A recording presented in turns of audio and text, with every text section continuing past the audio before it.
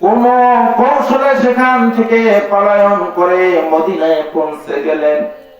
আল্লাহর নবীজিকে বললেন, ইয়া রাসূলুল্লাহ, ইয়া হাবিবাল্লাহ, আপনি পাঠাইছেন দিনের প্রচারের জন্য, তারা আমাদেরকে নিয়ে গেছে মিষ্টি মিষ্টি কথা বলে, দিনের বাণী গ্রহণ করবে বলে, কিন্তু আমাদের সঙ্গী সাথীদের 69 জনকে তারা এরকম এরকম এরকম চিত্রে তারা হত্যা করেছে।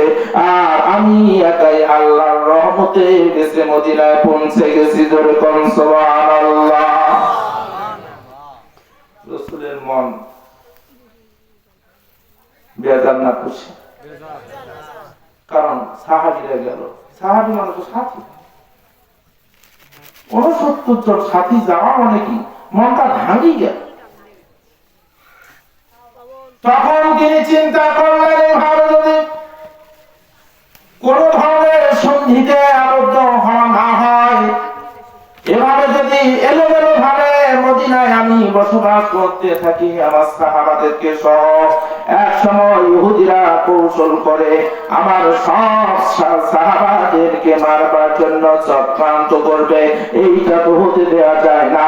এই জন্য মদিনায় যত কাফের ছিল, মদিনায় যত মুশরিক ছিল, মদিনায় যত ইহুদি ছিল, মদিনায় যত আহলে কিতাব ছিলেন, সবাইকে ডাক দিয়ে আমার নবী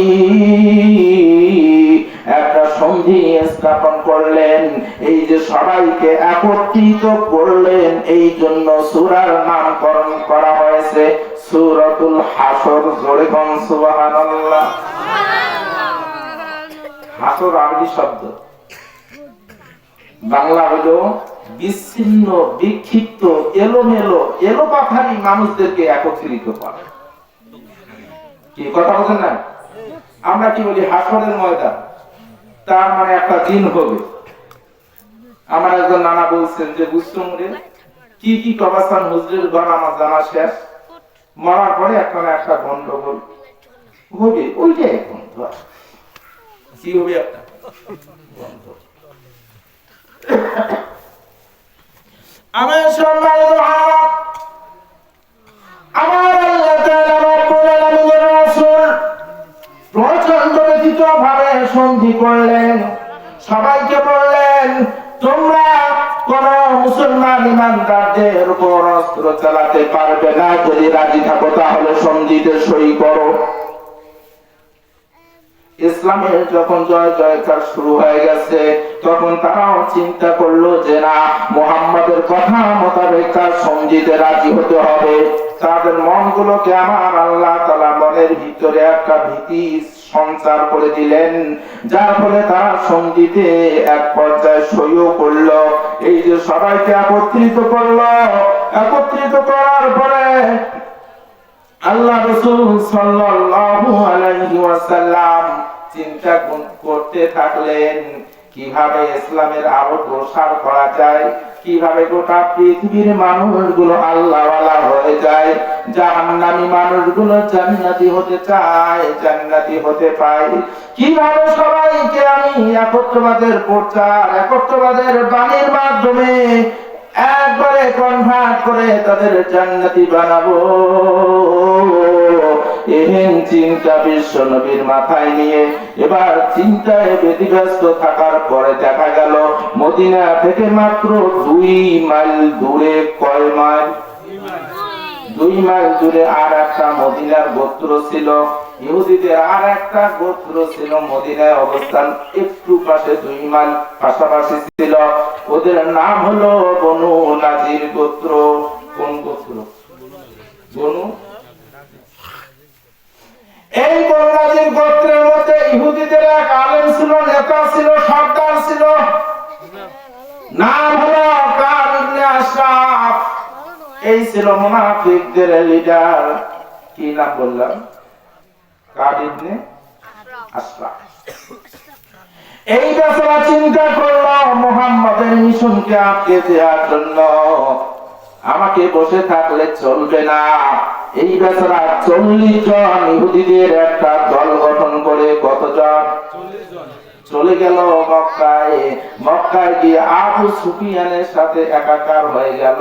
এবার সন্ধি আসলো, ও আবু সুফিয়ান, মুহাম্মদ মদিনায় গিয়ে ইসলামের অনেক প্রসারতা করেছে, ইসলামের জয় জয়কার শুরু হয়ে গেছে, মানুষ আস্তে আস্তে ইসলামের ছায়াতলে আশ্রয় নিচ্ছে, মানুষ কোরআন শুনতে ব্যতিব্যস্ত হয়ে যাচ্ছে, মানুষ আল্লাহওয়ালা হতে যাচ্ছে, ইমানদার হতে যাচ্ছে, মুহাম্মদের দল তো অনেক ভারী হচ্ছে। এভাবে মুহাম্মদের দল যদি ভারী হতে থাকে, এক পর্যায়ে তোমাদেরকেও কিন্তু আক্রমণ করবে। এর জন্য আমি আসছি, আমি তো খুব কাছে থাকি, তোমরা তো একটু দূরে থাকো। চলো, আমি কাব ইবনে আশরাফ, আমি আমার 40 জন লিডার নিয়ে আসছি, তোমরাও কিছু লিডার দাও, তুমিও থাকো আমিও থাকি। চলো কাবার গিলাফ ধরে আমরা সবাই ওয়াদা করি। কাবার গিলাফ ধরে তারা ওয়াদা করলো, প্রতিজ্ঞা করলো। আবু সুফিয়ান, তার মানে কুরাইশরা, আর ওই যে বনু নযীরের কাব ইবনে আশরাফ, এরা সবাই মিলে মুহাম্মদ সাল্লাল্লাহু আলাইহি ওয়াসাল্লামকে দুনিয়া থেকে খতম করে দিবে, ইসলামকে দুনিয়া থেকে খতম করে দিবে। এই চিন্তা চেতনা যখন শেষ, কাবার গিলাফ ধরে ওই কাব ইবনে আশরাফ সহ আবু সুফিয়ান সহ কাফের মুশরিক বেঈমানরা যা করলো, ভাইরা, নবীর চোখে না থাকলে আমার আল্লাহর চোখ কি ফাঁকি দেওয়া গেছে নাকি? আল্লাহ দেখছেন না? পৃথিবীর কেউ যেটা দেখে না সেটা দেখেন কে? পৃথিবীর কেউ যেটা শোনে না সেটা শোনেন কে? আবার আল্লাহ তাআলা ডাক দিলেন, জিবরাইল,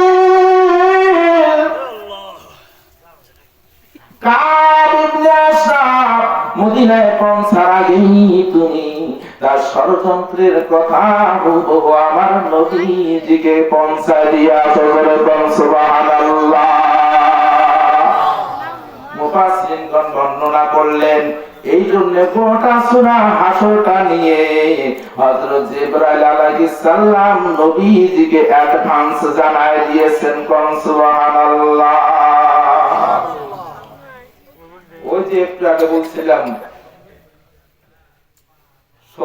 70 জনের কয়জন? একজন ফিরে আসছে। মদিনা ঢোকার সাথে সাথে মেজাজ গরম হয়েছে, হঠাৎ করে দেখে 2 জন। এই 2 জনকে দেখে একটু সন্দেহ হচ্ছে, তার ভিতরে একটা আলাদা একটা দাহ ছিল, 2 জনকে সাথে হত্যা করছে। আল্লাহু আকবার, যেরকম আল্লাহু আকবার। এখন এই সংবাদ যখন নবীজির কাছে গেল, নবীজি চিন্তা করলেন, এটা আবার কেমন কাজটা হইল না, কি বলেন, কেমন একটা কাজ হয়ে গেল না, যার ফলে রক্তের দিয়াত বা এটার জন্য একটা জরিমানা, এটা আদায়ের জন্য নবীজি গেলেন কাদের কাছে? মদিনার মুশরিকদের কাছে। মুশরিকদের কাছে গেলেন দিয়াত আদায়ের জন্য। ওই সম্মানিত ভাইরা, আল্লাহর রাসূলকে তারা একটা ঘরের ওয়ালের সাথে চেয়ার দিয়ে, চেয়ারে বসে ওয়ালে ঠেস দিয়ে আরাম মতো বসতে দিয়েছে, আর সবাই সামনাসামনি বসেছে। বসার পরে মজার মজার কথা বলছে, আর আল্লাহর রাসূলকে ধরে রাখছে, আর ষড়যন্ত্র করেছে। ওই বাড়ির উপর থেকে, ছাদ থেকে বড় ধরনের একটা পাথর, ওই পাথরটা মুহাম্মদুর রাসূলুল্লাহ সাল্লাল্লাহু আলাইহি ওয়াসাল্লামের মাথা বরাবর পাথরটা উপর থেকে একদম নিচের দিকে ফেলে দিয়ে ওই পাথরের চাপা দিয়ে মুহাম্মদকে দুনিয়া থেকে খতম করে দিবে। জোরে জোরে জোরে বলেন নাউযুবিল্লাহ। আচ্ছা, এটা কি সম্ভব? আল্লাহ যাকে বাঁচায় তাকে মারে গেল,